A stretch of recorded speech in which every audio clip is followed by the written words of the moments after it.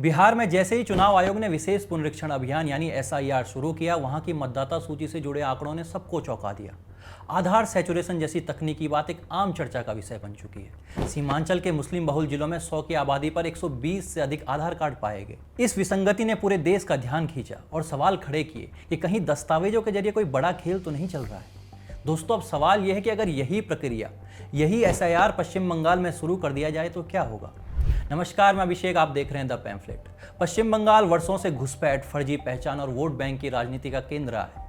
ये कोई आरोप नहीं है, बल्कि एक के बाद एक सामने आई घटना इसका प्रमाण है।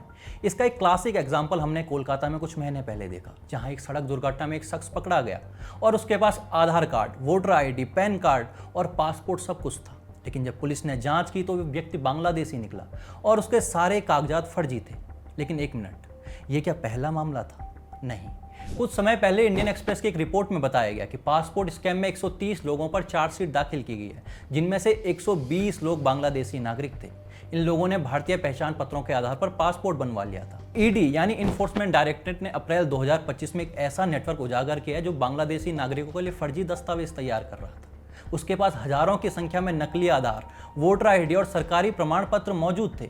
और ये नेटवर्क सिर्फ बंगाल तक सीमित नहीं था, बल्कि इसका फैलाव असम, दिल्ली और महाराष्ट्र तक था। बॉर्डर सिक्योरिटी फोर्स यानी बीएसएफ ने भी अक्टूबर 2024 में मुर्शिदाबाद बॉर्डर से 4 बांग्लादेशी नागरिकों को गिरफ्तार किया था। उनके पास भी फर्जी आधार कार्ड बरामद हुए थे।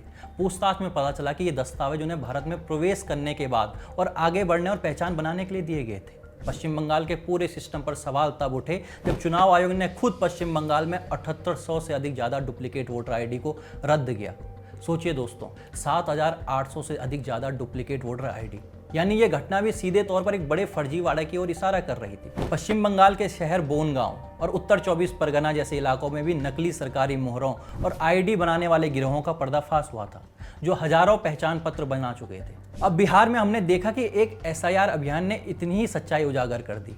तो जरा सोचिए, अगर यही एसआईआर पश्चिम बंगाल में चला दिया जाए तो क्या होगा। लेकिन बात सिर्फ कागजों की भी नहीं है, यहाँ पर थोड़ा सा हम भूगोल भी समझ लेते हैं। पश्चिम बंगाल का सीमावर्ती क्षेत्र भारत की सबसे संवेदनशील सीमाओं में से एक है। इसकी सीमा बांग्लादेश के साथ 2217 किलोमीटर लंबी है, जिसमें से अधिकांश क्षेत्र खुला या कम निगरानी वाला है। मुर्शिदाबाद, उत्तर 24 परगना, मालदा, कूच बिहार और उत्तर दिनाजपुर जैसे जिले बांग्लादेशी घुसपैठियों के लिए सबसे मुफीद माने जाते रहे हैं।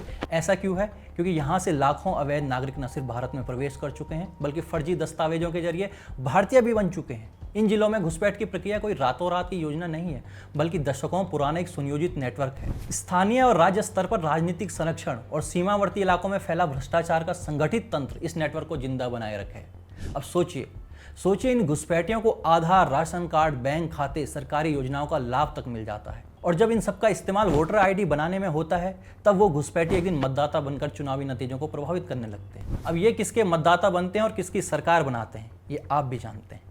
नहीं जानते हैं तो देख लीजिए कि पश्चिम बंगाल के कौन नेता एसआईआर का विरोध कर रहे हैं, जबकि ये प्रक्रिया भी तो बिहार में चल रही है। शायद इसी वजह से पश्चिम बंगाल के वोट बैंक की राजनीति इतने वर्षों से एसआईआर जैसी किसी गंभीर प्रक्रिया से बचती रही है कि मत करवाइए एसआईआर। अगर यहाँ एसआईआर लागू हुआ तो बंगाल के सीमावर्ती जिलों से लेकर कोलकाता के गलियों तक फर्जी पहचान और नकली नागरिकता की परतें दर परतें खुल सकती है और वोट बैंक की बुनियाद तो दरकना तय है। ऐसे में अब देखना ये होगा कि भविष्य में ममता बनर्जी चुनाव आयोग का विरोध करने के लिए क्या क्या बहाने लेकर आती हैं। धन्यवाद।